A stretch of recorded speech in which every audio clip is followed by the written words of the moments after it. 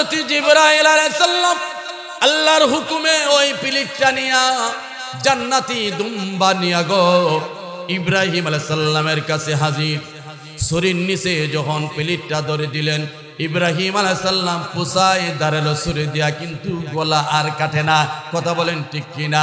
গলার কাটে না, ছুরিটা ডিল দিয়া ফেলে দিয়েছে।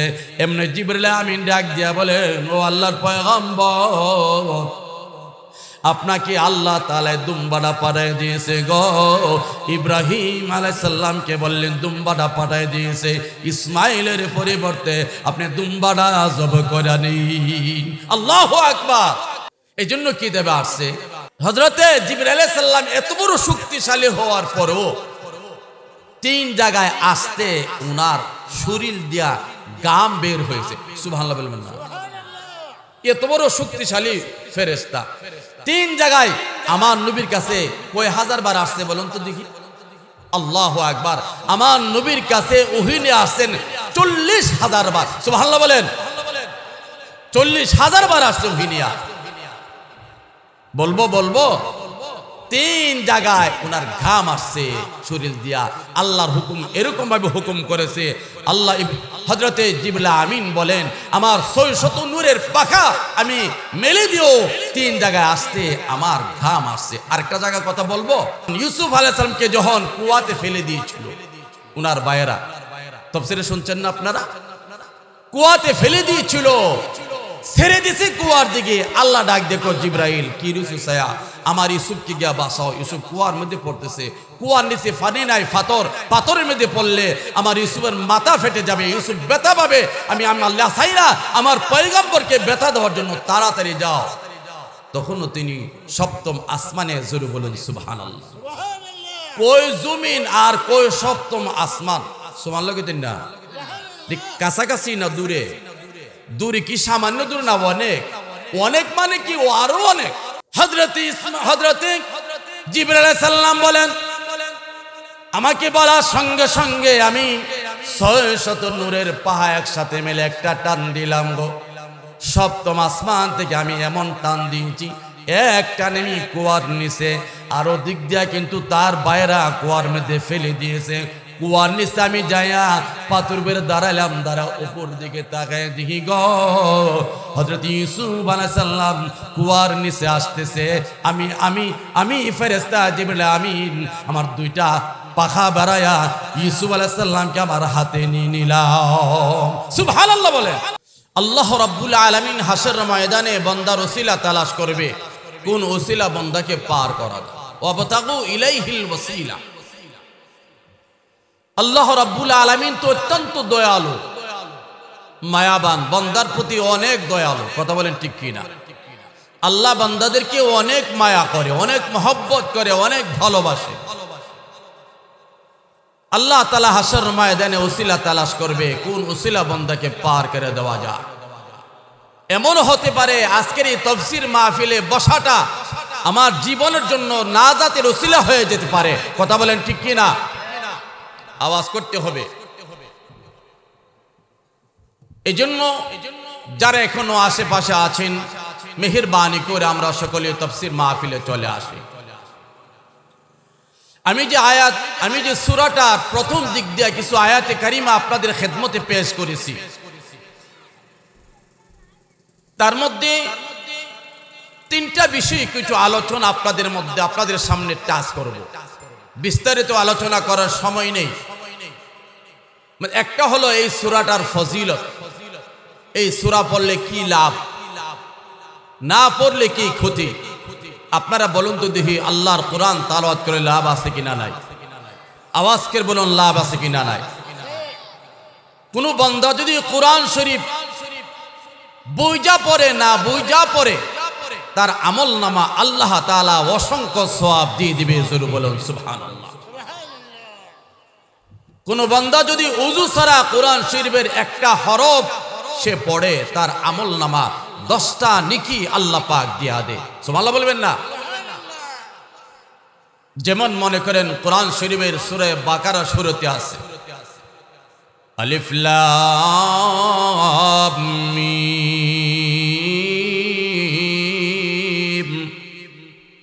এখানে কয়টা হরফ?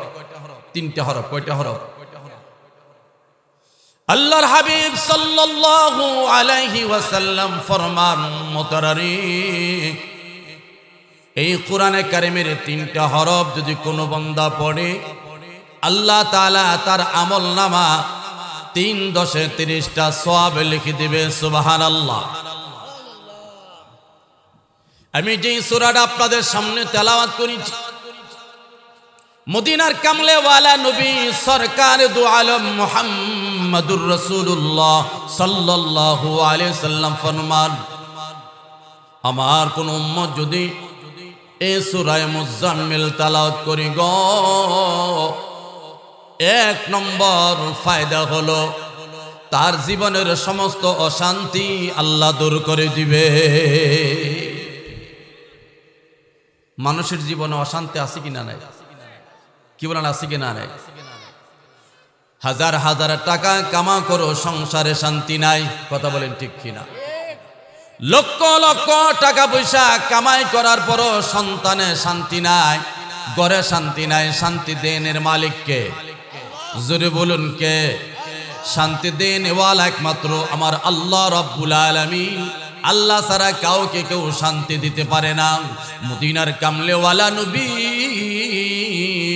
মুহাম্মদ রাসূলুল্লাহ সাল্লাল্লাহু আলাইহি সাল্লাম ফরমান, সূরা মুজাম্মিল যদি কোন উম্মত তেলাওয়াত করে গো, আল্লাহর কোরআনের সূরা মুজাম্মিল যদি কেউ তেলাওয়াত করে, তার জীবনের সমস্ত অশান্তি আসমানের মালিক আল্লাহ দূর করে দিবে।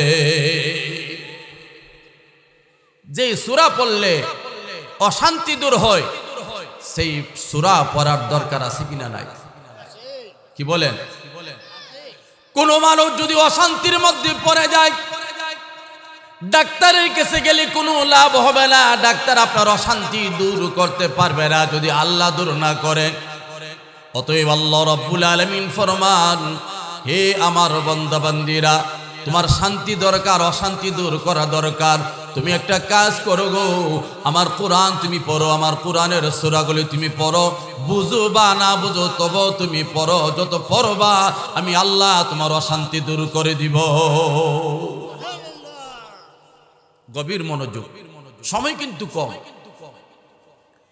আল্লাহর হাবিব ফরমান, আমার কোন উম্মত যদি এই সূরাটা বেশি বেশি করে তেলাওয়াত করে গো, মদিনার কামলেওয়ালা নবী মুহাম্মদ রাসূলুল্লাহ সাল্লাল্লাহু আলাইহি ওয়াসাল্লাম ফরমান, এই সূরা তেলাওয়াত যত বেশি করবে, স্বপ্নের মাধ্যমে আমার নবীকে সে দেখতে পারবে। সুবহানাল্লাহ। নবীকে আমরা কেউ দেখছি কোনদিন? কি বলেন, দেখছি? দেখি নাই। কিন্তু এই কোরআনে কারীমের সূরা মুজাম্মিল যদি কেউ পড়ে গো, আল্লাহু আকবার, আল্লাহু আকবার। আমার নবীজি ফরমান, সূরা কোরআনে কারীমে সূরা মুজাম্মিল যত বেশি তেলাওয়াত করবে, আমি রাসূল স্বপ্নের মাধ্যমে তার সঙ্গে দেখা দেই, নবীকে স্বপ্নের মাধ্যমে দেখতে পারবে। সুবহানাল্লাহ। কারণ আল্লাহর নবীকে যারা স্বপ্নে দেখে, বাস্তব শয়তান নবীদের সুরত ধরতে পারে না। কথা বলেন ঠিক কিনা? শয়তান নবীদের সুরত ধরতে পারে না, কখনো ধরতে পারে না, পারবেও না। যারা আল্লাহ নবীকে স্বপ্নে দেখে, সত্যই নবী করিম সাল্লাল্লাহু আলাইহি সাল্লামকে স্বপ্নে দেখলো। আর যারা আল্লাহ নবীকে স্বপ্নের মাধ্যমে নবীর জিয়ারত হয়ে গেল গো, ওই মানুষটাকে আল্লাহ পাক জাহান্নামে দিবে না, ওই মানুষটাকে আল্লাহ জান্নাত দিয়ে দিবে। সূরা মুজাম্মিলের এত বড় ফজিলত। 3 নম্বর ফজিলত হলো, সূরা মুজাম্মিল যদি কোনো আল্লাহর কোনো বান্দা তেলাওয়াত করে গো, তাহলে আল্লাহ রাব্বুল আলামিন সূরা মুজাম্মিল পড়ার কারণে তারে জাহান্নামের আগুন দিয়ে আল্লাহ পোড়াবে না, তারে জান্নাত দিয়ে দেবে। সুবহানাল্লাহ। জান্নাতে আমরা যাইতে চাইনি? কি বলেন, চাইনি? এই জন্য আল্লাহর কোরআনের সূরা মুজাম্মিলের এত বড় মর্তবা, এত বড় মর্যাদা।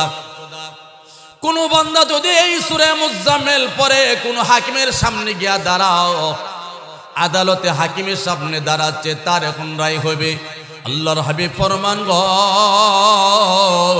এই সূরা মুজাম্মিল তেলাওয়াত করে যদি কোনো হাকিমের সামনে গিয়া দাঁড়ায় যায় গো, হাকিমের দিলটা তার প্রতি নরম হয়ে যাবে। হাকিমের দিল নরম হবে। কোন বান্দা যদি আল্লাহ রাসূল ফরমান, কোন বান্দা যদি সূরা মুজাম্মিল দৈনিক প্রতিদিন 7 বার পড়ে, প্রতিদিন 7 বার পড়ে, আল্লাহ রাব্বুল আলামিন তার ঘরের অভাব দূর করে দিবে, তার ঘরকে আল্লাহ তাআলা রহমত দ্বারা ভরপুর করে দিবে। সূরা মুজাম্মিলের ফজিলত, যে সূরা পড়লে এত লাভ, সেই সূরা পড়ার দরকার আছে কিনা নাই? আওয়াজ করে বলুন। ওন পড়তে জানি না হুজুর, কি করে পড়বো? পড়তে তো জানি না, কপাল পোড়া কেন আমি পড়তে জানি না? কথা বলেন ঠিক কিনা? এই সূরার শানে নজুলটা আমি আপনাদের সামনে বর্ণনা করতে চাই। হৃদয় বিদারক ঘটনা, গভীর মনোযোগ, মনটাকে আল্লাহ তাআলার দিকে দিয়া দেন, দুনিয়ার খেয়াল মন থেকে বের করে দেন।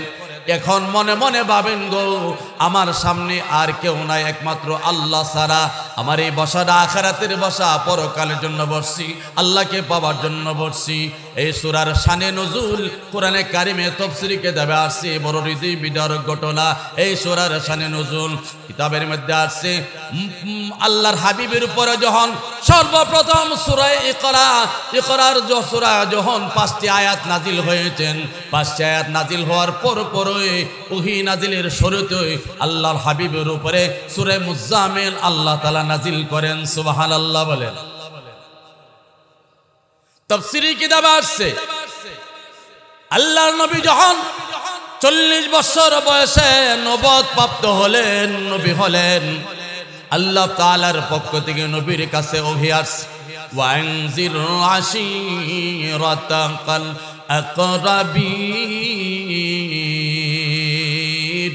নবী গো, আপনি আপনার আপনজনের কাছে আমার দ্বীনের দাওয়াত আপনি পৌঁছায় দেন, তাদেরকে দ্বীনের দাওয়াত দেন। আল্লাহর নবী যখন নবুয়ত প্রাপ্ত হলেন, তাদের কাছে দ্বীনের দাওয়াত যখন আল্লাহর নবী পৌঁছালো, যারা আল্লাহর নবীকে আল্লাহ আমিন বলে ডাকতো, বিশ্বাসী বলে ডাকতো, তারাই রাসূলের থেকে দূরে সরে সরে গেল, আপনজনের রাসূলকে ছেড়ে দিল, রাসূলের দায়িত্ব নিল না। রাসূলকে তারা গালমন্দ করতে শুরু করেছেন, ইট পাটকেল মারতে শুরু করেছেন। আল্লাহ নবী নামাজে যায়, এই অবস্থা রাসূলের মাথার মধ্যে সেজদারত অবস্থায় উটের উজুরে রেখে দিতেন। নাউজুবিল্লাহ বলেন। যেই ব্যক্তি, যে মুহাম্মদ সাল্লাল্লাহু আলাইহি ওয়াসাল্লাম নবুয়তের আগে সকলের কাছে আল আমিন বিশ্বাসী ছিল, আল আমিন বলে ডাকতো, সেই নবী নবুয়ত পাওয়ার পরে যখন তাদেরকে দ্বীনের দাওয়াত দিলেন, তারা বেঁকে বসলেন। দুঃখের বিষয় কিনা? কি বলে? দুঃখের বিষয়। মক্কার বড় বড় কাফের বেঈমানেরা পরামর্শ বসে কি নাম ধরে মুহাম্মদকে ডাকা যায়। কেউ কেউ বলে মুহাম্মদকে আমরা পাগল বলে ডাকবো। নাউজুবিল্লাহ বলেন। আপনারা বলুন তো দেখি, আমার নবী কি পাগল ছিলেন? কি বলেন? পাগল ছিলেন। আল্লাহ কোরআনে কারিমে ফরমান, ওয়ামা সাহিবুকুম বিমাজনুন। এ পৃথিবীর মানুষেরা, তোমরা আমার হাবিবকে পাগল বলো গো। আল্লাহু আকবার, আল্লাহু আকবার। আমার হাবিব পাগল না, আমার হাবিব পাগল না। আমি পাগল নবী দুনিয়াতে পাঠাই নাই। আমার হাবিবকে যদি আমি আল্লাহ না বানাইতাম গো, আমার রাসূলকে যদি আমি আল্লাহ না বানাইতাম, কুল কায়নাত আমি আল্লাহ বানাইতাম না। কেউ কেউ বলে আমরা মুহাম্মদকে পাগল বলে ডাকবো, আরেক দল কো না, মুহাম্মদ তো পাগল না। কি বলেন? যেই নবী 40টা বছর তাদের পিছনে মেহনত করলেন, তাদের অতি আপন ছিলেন, সেই নবীকে যদি আজকে পাগল বলে, মনে ব্যথা লাগার আছে কিনা? কি বলেন? ব্যথা লাগার আছে কিনা? যে বাবা সন্তানের জন্য জিন্দেগি শেষ করছে, সে সন্তান হয়ে যদি বুড়া বাবারে পাগল কো, বাবার দিলে লাগবো কিনা? কি বলেন? লাগবো কিনা? কি বলেন? লাগবে। মনে মনে কয়, তোর জন্য জীবন শেষ করলাম, ভ্যান গাড়ি বায়া, রিক্সা বায়া, আমি তোর সব কিছুর ব্যবস্থা করলাম, তোর সুখে তোর দুঃখে আমি পাগল পার হইলাম, আজকে বাবারে পাগল কস। কি বলেন, মনে ব্যথা লাগবে না? মদিনার বড় বড় কাফিররা পরামর্শ করে বলে, নবী সাহেন জাদুঘর জাদুঘর। আল্লাহ বলেন, না না, আমার নবী জাদুঘর না, আমার নবী কি জাদুঘর ছিলেন? কি বলেন, নবী কি জাদু জানতো? তাদের মধ্যে আবার একদল বলে, না না, নবী জাদুঘর না, নবী জাদু না। আবার কেউ কেউ বলতে, আমার নবী হলেন গণক, গণক, আল্লাহ নবী গণক ছিলেন না। এরকম ধরনের বিভিন্ন কষ্ট রাসূল করিম সাল্লাল্লাহু আলাইহি ওয়াসাল্লামকে তারা দিতে লাগলেন। এই কষ্টের কথা কারো কাছে বলতেও পারে না, আপনজন কেউ নাই, কেমন থাকবে? ছোটবেলাতে মা বাপ দুনিয়া থেকে চলে গেছেন, ইতিম নবী, মায়ার নবী, মাও নাই বাপও নাই। কার কাছে দুঃখের কথা বলবে, কার কাছে মনের কথা বলবে? আল্লাহর নবী তাদের কথাগুলি কিছুই না, মনে বড় কষ্ট পাইলেন, মনে বড় ব্যথা পাইলেন। আল্লাহর নবী তখন হুজরাতে যাইয়া আম্মা জানা খাদিজাতুল কুবরা রাদিয়াল্লাহু তাআলা আনহাকে বললেন, খাদিজা গো, কম্বল দাও, কম্বল দাও।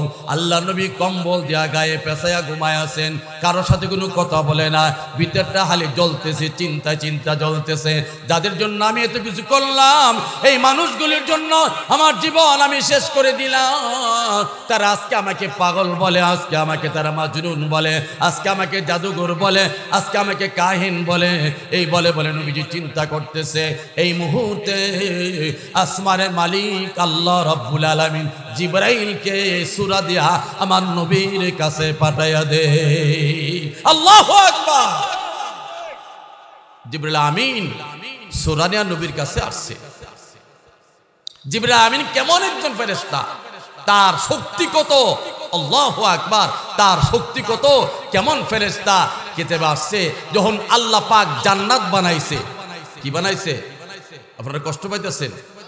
আল্লাহ পাক যখন জান্নাত বানাইছে, জিবরাইল আমিন আল্লাহর কে, আল্লাহ আপনি জান্নাত বানাইছেন, আমি জান্নাতটা একটু দেখে আসি। সুবহানাল্লাহ বলবেন না? গভীর মনোযোগ, সময় কিন্তু কম, আমার দামি কথা বলতেছি। আপনি জান্নাত বানাইছেন, আপনার জান্নাতটা আমি একটু দেখে আসি। জিবরাইল আমিনকে আল্লাহ বলেন, যাও তুমি দেখে আসো। জিবরাইল আমিন গেলেন জান্নাত দেখার জন্য। আল্লাহু আকবার, আল্লাহু আকবার। জান্নাতে যায় দেখে একটা মাঠ, সেই মাঠটার নাম হলো মাজিদ। জোরে বলুন না সুবহানাল্লাহ। জিবরাইলকে আল্লাহ তাআলা 600 নূরের পাখা দিয়েছে। কয় শত? নূরের পাখা। বলে পাখাগুলি যদি খালি এক মেলে দে, এক পাখা পৃথিবীর এক প্রান্তে, আরেক পাখা পৃথিবীর আরেক প্রান্তে। সুবহানাল্লাহ বলবেন না? এত বড় শক্তিশালী ফেরেশতা। আল্লাহ কোরআনে বলেছেন, জি কুওয়াতিন ইনদা জিল আরশি মাকিন। আল্লাহ রাব্বুল আলামিন ফরমান, আমি ফেরেশতা জিবরাইলকে অনেক শক্তিশালী করে বানাইছি। জিবরাইল আমিন বলেন, এই এত বড় বিশাল মাঠ, আমি যদি 600 পাখা দিয়া ওই মাঠটাকে আমি ঘুরি, তাহলে আমার কাছে 1000 বছর লাগবে। সুবহানাল্লাহ। এবার চিন্তা করুন না গো, জান্নাতরা কত বড়! এই জান্নাত আল্লাহ কার জন্য রাখছে? এই জান্নাত আল্লাহ দুনিয়ার জমিনে যারা আল্লাহ এবং রাসূল করিম সাল্লাল্লাহু আলাইহি সাল্লামের তরিকা মতে জীবন চালাবে গো, আল্লাহ রাব্বুল আলামিন তার জন্য ওই জান্নাত রেডি করে রাখছে। এই জিবরাইল আমিনের শক্তির কথা আপনাদের কাছে একটু বলবো। কি বলেন? বলবো। হযরত ইব্রাহিম আলাইহিস সালাতু ওয়াস সালাম তার আদরের ছেলে ইসমাঈলকে জবে করার হুকুম যখন আসলে, নিছে কোথায়? মিনাতে। কোথায় নিছে? মিনাতে, জবে করার জন্য। স্বপ্নে দেখাইছে, হে ইব্রাহিম, তোমার সন্তানকে তুমি জবে করো। এবং স্বপ্নে তাও দেখছে তার গলাতে ছুরি চালাইতেছে। কার গলাতে? ইসমাঈলের গলাতে ছুরি চালাইতেছে। আল্লাহ রাব্বুল আলামিন যখন ইব্রাহিম আলাইহিস সালাতু ওয়াস সালাম তার সন্তান ইসমাঈলকে মিলাতে নিয়া যখন গলার মধ্যে ছুরি চালায়া দিস, আল্লাহু আকবার বলা ছুরি চালায়া দিছে। চালানোর পরে জব করার কয় ঘন্টার বাকি? কি বলে? একটু ঘন্টা আছে কেন? কোন ঘন্টা নাই, ছুরি চালায় দিছে, জবাই হয়ে যাবে। এই মুহূর্তে আল্লাহ রাব্বুল আলামিন জিবরাইল আমিনকে ডাক দিয়ে বলেন, জিবরাইল যাও জান্নাতে যাও, জান্নাতে একটা প্লেট তুমি নিয়ে আসো, আর জান্নাতে একটা দুম্বা তুমি নাও, নিয়া তুমি তাড়াতাড়ি হযরত ইব্রাহিম আলাইহিস সালাম তার সন্তানের গলার মধ্যে ছুরি চালায় দিয়েছে, ছুরি গলাতে যাওয়ার আগে আগে ওই প্লেটটা নিয়ে ছুরির নিচে ধরে দিবা, আর এই দুম্বাটা দিয়া দিবা যেন গো ইব্রাহিম পয়গম্বর এই দুম্বাটারে জবাই করে নেই। আল্লাহু আকবার। কষ্ট পাইতেছেন আপনারা? গভীর মনোযোগ, গভীর মনোযোগ। জিবরাইল আমিন কই দুনিয়া আর কই সিদরাতুল মুনতাহা। সিদরাতুল মুনতাহা বাড়ির কাছে না, এখানে একটা বড়ই গাছ আছে, এটার পাতাগুলি হাতির দানার মতো, এক একটা বড়ি মটকার মতো। এক একটা বড়ি যদি দুনিয়ার পালা দিয়া মাপা হয় তাহলে 1200 মন হবে, 12 মন হবে, 12 মন এক একটা বড়ি। ওই বুড়ি গাছের নিচে জিবরাইল আমিন বসা, আর জব হচ্ছে জমিনে মিনাতে। এক একটা এই যে জমিন থেকে না আসমান পর্যন্ত 500 বছরের রাস্তা, এরপরে আসমান না 500 বছরের মোটা, এরপরে আসমান না, এরপরে আবার 500 বছরের রাস্তা খালি 100 বছরের মোটা, এরকম ভাবে যাইতে যাইতে যাইতে যাইতে সপ্তম আসমানের পরে সিদরাতুল মুনতাহা জিবরাইল আমিন বসা। জিবরাইল আমার ওই সময় এমন একটা গাম আছে শরীর দিয়া, এই কথা বলার সঙ্গে সঙ্গে জিবরাইল আমিন বলে আমার শরীরের পশমের গুড়ায় গুড়ায় গাম আছে। কিভাবে আমি এই মুহূর্তে অত তাড়াতাড়ি ছুরি গলাতে লাগার আগে আমি ইসমাইলের কাছে যাব? জোরে বলুন সুবহানাল্লাহ। আজাইবুল মালায়েকা কিতাবের মধ্যে আছে ফেরেশতাদের কিছু আজীব ঘটনা। ফেরেশতা আছে কিনা নাকি বলে কোনো সন্দেহ আছে? আমার কাছে আসেনি, আপনার কাছে আসেনি, প্রত্যেকের কাছে আসেনি। আল্লাহু আকবার, জোরে বলুন না আল্লাহু আকবার। জিবরাইল আমিন বলে আল্লাহর হুকুম তো আমাকে মানতেই হবে। কথা বলেন ঠিক কিনা? আল্লাহ যদি হুকুম করে গো, এই হুকুম কেউ অমান্য করতে পারবে না, পারার শক্তিও নাই। আছে আজকে আমরা কেমন নাফরমান, কেমন অদম আমরা হয়েছি গো। আল্লাহ পাক আমাদেরকে হুকুম করেছেন নামাজ পড়ার জন্য, আমরা পড়ি না। কথা বলেন ঠিক কিনা? কিন্তু জিবরাইল আমিন তখন বলে আমি আর কি করব, আমার 600 নূরের পাখা আমি একসাথে মেলে দিলাম। সুবহানাল্লাহ বলেন। 600 নূরের পাখা আমি একসাথে যখন আমি মেলে দিয়েছি, ওই একটা টান দিয়া সিদরাতুল মুনতাহা থেকে আমি মিনাতে আয়সা পয়সা দেখি হযরত ইব্রাহিম আলাইহিস সালাম সন্তানের গলার মধ্যে চুরি চালাইতেছে। এখনো ছুরি ইসমাইলের গলার মধ্যে যায় পৌঁছে নাই গো। আল্লাহু আকবার, আল্লাহু আকবার। আমি জান্নাতের প্লেটটা ছুরির নিচে ধরে দিলাম। সুবহানাল্লাহ। আমি প্লেটটা ছুরির নিচে ধরে দিছি। কেন? আল্লাহ তাআলা ফরমান যে আমি তো নবীকে স্বপ্নে দেখাইছি তার সন্তানের গলায় ছুরি চালাইতেছে, আর নবীরার স্বপ্ন সত্য। কথা বলেন ঠিক কিনা? নবীরার স্বপ্ন কি?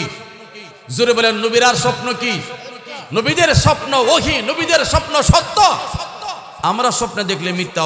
কথা বলেন ঠিক কিনা? স্বপ্ন 3 ধরনের, আমি ওইদিকে যাচ্ছি না। আল্লাহ কয় জিবরাইল আমার নবীরে আমি দেখাইছি সন্তানের গলায় ছুরি চালাইছে, চালানো পর্যন্ত শেষ, এরপরও তো আমি আল্লাহ নিতাম না। কথা বলেন ঠিক কিনা? আর যদি ছুরি চালাইয়া দে, যত বড় উলি হোক, ছুরি দা ফুস দিলে কাটবই। কথা বলেন ঠিক কিনা?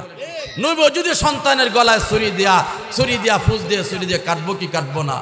আমি আল্লাহ তো কাটার জন্য বলছি না, আমি আল্লাহ এতটুকু স্বপ্নে দেখাইছি ইব্রাহিম আলাইহিস সালামকে সন্তানের গলায় ছুরি চালাইতে দে, চালানোর আগে আগে, গলা কাটার আগে আগে তুমি এই প্লেটটা ছুরির নিচে ধরে দিবা, যাতে করে ইব্রাহিম পয়গম্বর তার ছেলে ইসমাইলের গলা না কাটে। একবার বলুন না সুবহানাল্লাহ।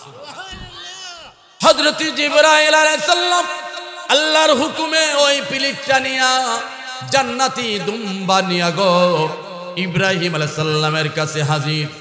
ছুরির নিচে যখন প্লেটটা ধরে দিলেন, ইব্রাহিম আলাইহিস সালাম পুষায় দাঁড়ালো ছুরি দিয়া, কিন্তু গলা আর কাটে না।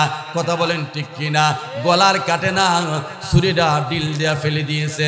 এমনি জিবরিল আমিন ডাক দিয়া বলেন, ও আল্লাহর পয়গম্বর, আপনাকে আল্লাহ তাআলা দুম্বাটা পাঠায় দিয়েছে গো।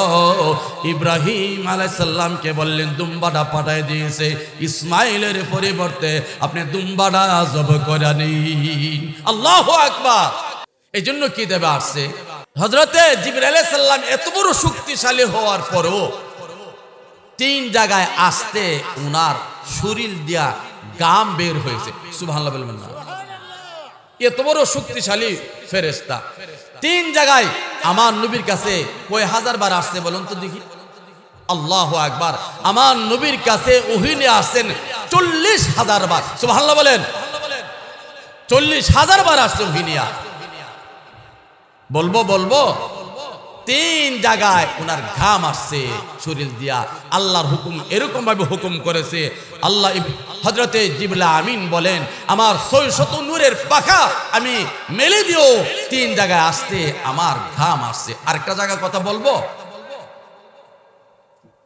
হযরতে ইয়াকুব আলাইহিস সালামকে যখন, ইউসুফ আলাইহিস সালামকে যখন কুয়াতে ফেলে দিয়েছিল উনার ভাইয়েরা, তাফসীরে শুনছেন না আপনারা?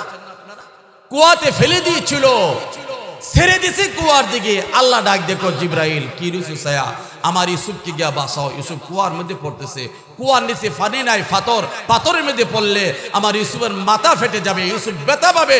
আমি আল্লাহ চাইরা আমার পয়গম্বরকে ব্যথা দেওয়ার জন্য তাড়াতাড়ি যাও। তখনও তিনি 7ম আসমানে, জোরে বলুন সুবহানাল্লাহ। কই জমিন আর কই 7ম আসমান? সুবহানাল্লাহ কইতেন না? কাছাকাছি না দূরে? দূরে কি সামান্য দূর না অনেক? অনেক মানে কি আরো অনেক। হযরতে জিবরাইল আলাইহিস সালাম বলেন, আমাকে বলার সঙ্গে সঙ্গে আমি 600 নূরের পাহা একসাথে মেলে একটা টান দিলাম গো। 7ম আসমান থেকে আমি এমন টান দিয়েছি, এক টানে আমি কুয়ার নিচে, আরো দিক দিয়া কিন্তু তার বাইরা কুয়ার মধ্যে ফেলে দিয়েছে। কুয়ার নিচে আমি যাইয়া পাথর বের দাঁড়াইলাম, দাঁড়া উপর দিকে তাকায় দেখি গো হযরত ইউসুফ আলাইহিস সালাম কুয়ার নিচে আসতেছে। আমি ফেরেশতা জিবরিল আমিন আমার 2টা পাখা বাড়ায়া ইউসুফ আলাইহিস সালামকে আমার হাতে নিয়ে নিলাম। সুবহানাল্লাহ বলেন। এবার চিন্তা করেন কত শক্তি। জিঙ্গা, হে ইউসুফ তুমি এখানে কেন? তুমি কুয়ার মধ্যে কেন? বলে যে আমার বায়ের আমার কুয়ার মধ্যে ফালাই দিছে। আরে কেন ফালাইলো? তো আমার বাবা আমারে বেশি মহব্বত করে, তাদের চেয়ে বেশি মহব্বত করে, এই জন্য আমার বায়েরা আমার কুয়ার মধ্যে ফালাই দিছে। আপনারা কষ্ট পাইতেছেন? জিবরিল আমিন বলে, হে ইউসুফ তোমার গায়ের জামাটা কোথায়? ইউসুফ আলাইহিস সালাম বলেন, আমার জামাটা খুলে আমার বায়েরা রেখে দিয়েছে। জামা খুলে রেখে দিছে। কেন রাখছেন জানেননি? তারা বড় চালাক মানুষ ছিলেন গো। ওই জামাটার মধ্যে বকরি জব কইরা জামার মধ্যে রক্ত দিয়া মাইকা বাবার কাছে নিয়া দিছে, ইয়াকুব আলাইহিস সালামের কাছে নিয়া দিছে, যে আব্বা জান আমার বাইরে জঙ্গলার বাগে খায়া লাইছে। সুবহানাল্লাহ বলে। এই জামা ইয়াকুব আলাইহিস সালাম কাছে নিয়ে যখন জামা খুইলা দেখলেন জামার মধ্যে রক্তের অভাব নাই, কিন্তু বাগে খাইলো জামার ভিতর থেকে ইউসুফকে বাগে খাইলো, বাগে ছিড়লো পারলো, জামাটা বিন্দু পরিমাণ ছিঁড়ে নাই। ইয়াকুব আলাইহিস সালাম বললেন, হা বাঘটা বড় চালাক রে, আমার বাগে আমার ইউসুফকে খাইলো, জামা ছিড়লো না। এখানে একটা বুঝার বিষয় আছে, তারা এত বড় বুদ্ধিমান হওয়ার পরও জামার মধ্যে রক্ত মাখলো, জামাটা ছিড়লো না কেন? টাইনা ছিড়া দিলেই তুই চলতো। বলে আল্লাহ রাব্বুল আলামিন এখানে একটা হিকমত ব্যবহার করেছেন, তাদেরকে জামা ছিড়ার কথা আল্লাহ তাআলা ভুলাই দিছে। সুবহানাল্লাহ। কষ্ট পাইতেছেন আপনারা? আল্লাহ ভুলাই দিছে। এখানে বাস্তব একটা ঘটনা জানেন কেন আল্লাহ ভুলাই দিছে? যাতে করে ধরতে পারে ওই আসামিগুলিরে কে তাকে মারছে। আজও যদি বাংলার জমিনে কোনো খুন হয়, ইচ্ছা করলে পুলিশ তদন্ত করে খুনিকে বের করতে পারে, কথা বলেন ঠিক কিনা? বের করতে পারে, কিন্তু বের করে না। এটা তাদের অপরাধ, এটা তাদের অবহেলা, এই জন্য বের হয় নাই। আল্লাহ পাক এই কোনো না কোনো একটা জিনিস গোপন রেখে দে, এই তদন্তের মাধ্যমে তাকে বের করতে পারে। আমি ওইদিকে যাচ্ছি না। তো জিজ্ঞাসা করে তোমার এখানে কেন ফালাইলো? বাইরা ফালাইছে। এবার চিন্তা করুন, কই সপ্তম আসমান আর কই জমিনের কুয়া, ওইখান থেকে যখন কুয়ার মধ্যে একটা মানুষ ফেলে দেয়, পড়তে আর কই ঘন্টা লাগে, কই মিনিট লাগে। এই মুহূর্তে কুয়ার নিচে পচার আগেই আল্লাহ তাআলা জিবরাইলের মাধ্যমে হযরতে ইউসুফ আলাইহিস সালামকে রক্ষা করেছেন। জোরে বলুন সুবহানাল্লাহ। আমি যে সূরা পড়েছিলাম, সূরা কেন আল্লাহ নাজিল করলেন? আল্লাহর হাবিব সরকারে দু আলম মুহাম্মাদুর রাসূলুল্লাহ সাল্লাল্লাহু আলাইহি সাল্লামকে যখন মক্কার বেঈমানেরা এভাবে আল্লাহর নবীকে জাদুকর বলে ডাকলেন, পাগল বলে ডাকলেন, আল্লাহ রাব্বুল আলামিন রাস্তা দিয়ে হেঁটে গেলে তারা ডিল মারতেন। নামাজরত অবস্থায় রাসূলের মাথায় উটের উজুর রেখে দিলেন। রাস্তা বের হলে মহিলারা তাদের ময়লা পানিগুলি রাসূলের গায়ে ফেলে দিতেন। বাজারে যায় যদি আল্লাহ নবী গো দ্বীনের দাওয়াত দিতেন, রাসূলকে পাগল বলে তারা ঢিল মারতেন। কথা বলেন ঠিক কিনা? ইসলামের দাওয়াত দিতে যাইয়া পয়গম্বর মুহাম্মদ রাসূলুল্লাহ সাল্লাল্লাহু আলাইহি সাল্লাম কত কষ্ট করেছেন গো। হৃদয়টা নরম করে দেন, হৃদয় নরম করে দেন, মনটাকে নরম করে দেন। আল্লাহ নবী কম্বল দিয়ে আসিয়া কান্দে। নবীর কান্না আল্লাহ সইতে পারে না, নবীর কষ্ট আল্লাহ সইতে পারে না। আল্লাহ জিবরাইলকে ডাক দিয়ে কো, জিবরাইল আর দেরি করো না, আমার নবীকে যা সান্ত্বনা দাও। নবীর জন্য কেউ না থাকলেও আমি আল্লাহ নবীর সঙ্গে আছি। তখন আল্লাহ ডাক দিয়ে বলেন, ইয়া আইয়ুহাল মুযাম্মিল কুমিল লাইলা ইল্লা কালিলা নিসফাহু আবিন কুস মিনহু কালিলা أو زد عليه ورتل القرآن ترتيلا الله أكبر। তখন আল্লাহ কম্বলওয়ালা নবী বলে ডাক দিছিল, হে কম্বলওয়ালা নবী, বস্ত্রাবৃত নবী, আপনি উঠুন, আপনি উঠুন, আপনি উঠুন। কম শব্দের তো তাফসীর কিতাবে লেখছে আপনি ওইটা রাতে তাহাজ্জুদের নামাজ পড়ুন। সুবহানাল্লাহ বলেন। আপনারা কষ্ট পাইতেছেন? নবীকে কম্বলওয়ালা নবী বলে আল্লাহ মায়ার একটা ডাক দিয়েছেন। কি ডাক? মায়ার ডাক। আল্লাহ তাআলা নবীকে কখনো ইয়া নবী বলে ডাক দিই নাই, ইয়া আইয়ুহান নবিয়্যু, ইয়া আইয়ুহার রাসূল, ইয়াসিন। কথা বলেন ঠিক কিনা? মুহাম্মাদুর রাসূলুল্লাহ এরকম বলে বলে আল্লাহ তাআলা আল্লাহ নবীকে ডাক দিয়েছে, ইয়া মুহাম্মদ বলে ডাক দেই নাই। জোরে বলুন সুবহানাল্লাহ। আল্লাহ তাআলা ডাক দিয়ে বলেন, ইয়া আইয়ুহাল মুযাম্মিল, হে কম্বলওয়ালা নবী, মায়ার নবী গো, আপনি উঠুন, আপনি উঠুন, আপনার মন খারাপ করবেন না। মক্কার লোকেরা যদি আপনাকে গালি দিয়ে তাকে পাগল বলে থাকে, অতএব আপনি পাগল না, আমি আল্লাহ আপনার সঙ্গে আছি। অতএব আপনি রাত্রে উঠে তাহাজ্জুদের নামাজ পড়ুন, কিছু সময় বা তার চেয়ে বেশি তাহাজ্জুদের নামাজ পড়ুন। আমি নামাজের মাধ্যমে এবং কুরআন তেলাওয়াতের মাধ্যমে আমি আল্লাহ আপনার সঙ্গে কথা বলবো। সুবহানাল্লাহ।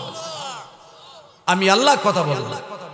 এই জন্য হাদিস শরীফ আসছে, তাফসীরে কিতাবে আসছে, আল্লাহ নবী এশারের নামাজের পরে আবার নামাজে দাঁড়ায় যেতেন, এমন নামাজ পড়তেন এই নামাজে বিলাল মসজিদে ফজরের আযান দিত, রাসূলের নামাজ পড়তেই থাকতো। জোরে বলুন সুবহানাল্লাহ। আপনারা কষ্ট পাইতেছেন? যেমন হযরত আলী রাদিয়াল্লাহু আনহু, নবীজির জামাতা সাহাবী আলী রাদিয়াল্লাহু তাআলা, একদিন মনটা খারাপ, মনে অশান্তি, তাই অশান্তি মন নিয়ে মসজিদের নববীর আঙ্গিনায় মাটির মধ্যে শুয়ে রয়েছে। সুবহানাল্লাহ বলে। কি এর মধ্যে শুয়ে রয়েছে? মাটির মধ্যে। হযরত আলী রাদিয়াল্লাহু তাআলা আল্লাহ নবী তালাশ করতেছেন, আলী কোথায়? আল্লাহ নবী তালাশ করতে করতে যাইয়া দেখে গো মসজিদে নবীর আঙ্গিনায় মাটির মধ্যে শুয়ে আছে, সারা গায়ে মাটি। আল্লাহ নবী তখন আলীকে বেশি মহব্বত করতেন, আলীকে বেশি ভালোবাসতেন, কারণ নবীর সাহাবী আলীকে বেশি মহব্বত করতেন। আল্লাহ নবী তখন ডাক দিয়েছেন, ইয়া আবা তুরাব, ও মাটির বাপ। সুবহানাল্লাহ বলেন। মজা করে রাসূল ডাক দিয়েছেন, মায়া করে ডাক দিয়েছেন।